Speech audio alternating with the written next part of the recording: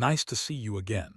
As always, I am with you, virtual speaker Alex, and we begin. Have you ever found yourself in a situation where you said yes, when every fiber of your being wanted to say no? That all too familiar sensation of guilt creeping in, making you feel as if you must please others at the expense of your own needs. If this resonates with you, take comfort in knowing that you are not alone in this experience. In today's video, we will embark on a journey to explore the intricate art of saying no, a journey that will empower you to do so without the heavy burden of guilt weighing you down. So, if you're ready to take back control of your time, energy, and peace of mind, be sure to stick around. Welcome back to our channel. For those who are new here, we invite you to hit that subscribe button and become a part of our growing community dedicated to mental health and well-being. Today, we are tackling a vital skill that many of us grapple with: the ability to say no.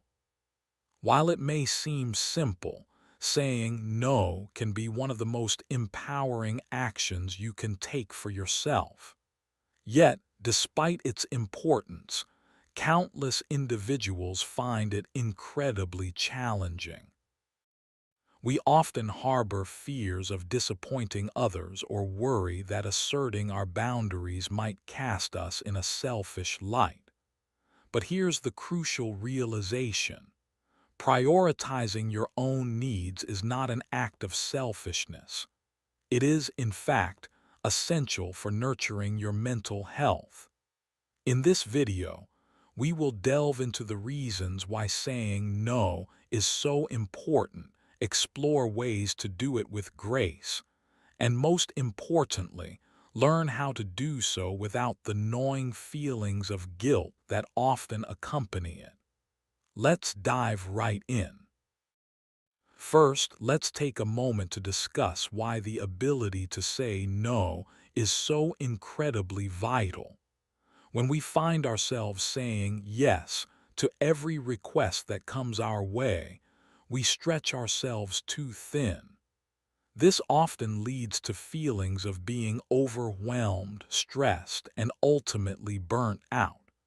It's akin to trying to fill a cup that is already overflowing. No good can come from it.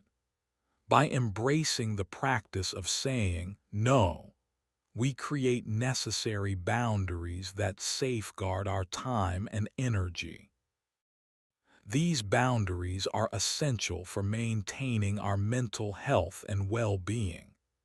They allow us to concentrate on what truly matters to us, whether that's pursuing personal projects, spending quality time with our loved ones, or simply indulging in some much-needed self-care. It's important to remember that every time you say yes to something you do not genuinely want to do, you are, in effect, saying no to something that holds true value for you. So, let's work on shifting that mindset together.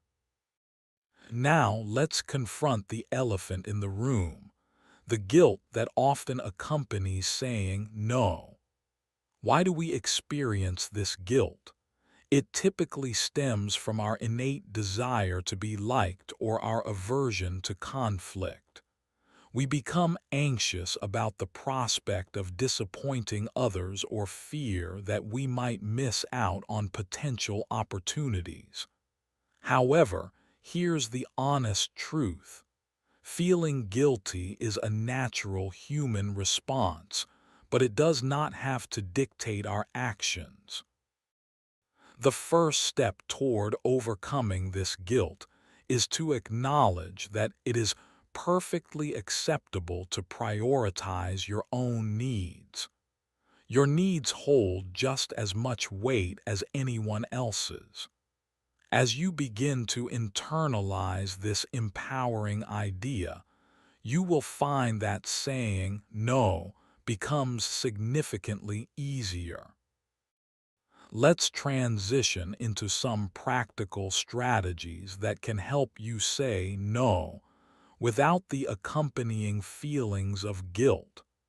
Here are a few effective techniques.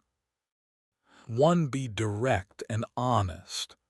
When someone approaches you with a request or obligation that you cannot fulfill, it's important to be straightforward. You might say, "I genuinely appreciate you considering me, but I can't commit to this right now." 2. Use I statements. Frame your response from your own perspective.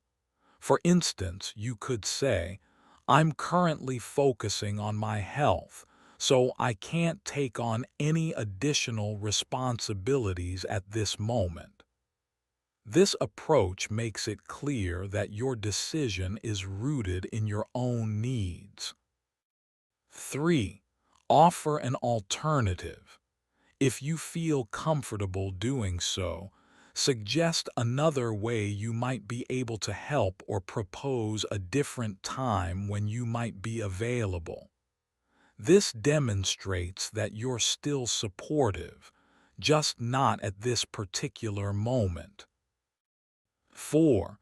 Practice makes perfect. Remember that saying no is a skill that improves with practice. Start with smaller requests and gradually build your way up to larger ones. 5. Remember your worth. Constantly remind yourself that your time and energy are incredibly valuable. You possess the inherent right to decide how you wish to invest them. Now, I'd love to hear from you. Have you ever struggled with the act of saying no? What strategies have you found to manage those feelings of guilt? Please share your thoughts in the comments below. Together, let's foster a supportive community where we can learn from one another and grow. One of the most significant fears we face when we contemplate saying no is the fear of disappointing others.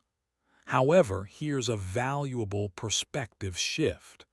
When you say no to something that doesn't serve your best interests, you are, in fact, saying yes to yourself. Think about it. By prioritizing your own needs, you position yourself to offer better support to others when it truly matters. You become more present, more engaged, and ultimately a better friend, partner, or colleague. So the next time you find yourself hesitating to say no, remind yourself that your decision can foster healthier relationships all around you. You are not only protecting your own well-being, you are also allowing those around you to respect your boundaries. Now, let's discuss the ripple effect that occurs when you start to say no without guilt. When you embrace this practice, you inspire those around you to do the same. You contribute to the creation of a culture that respects personal boundaries. Imagine a workplace where every individual feels empowered to say no to additional tasks they cannot handle, or friendships where honesty flourishes, and everyone's needs are acknowledged and respected. You hold the power to influence those in your circle by modeling healthy boundary setting. It's a gift that keeps on giving. So there you have it. Learning how to say no without feeling guilty is an empowering journey. By understanding your priorities, practicing assertiveness, reframing your thinking, offering alternatives, being prepared for reactions, setting boundaries, and practicing self-compassion, you can navigate this essential skill with confidence. Remember, saying no is not just about declining requests.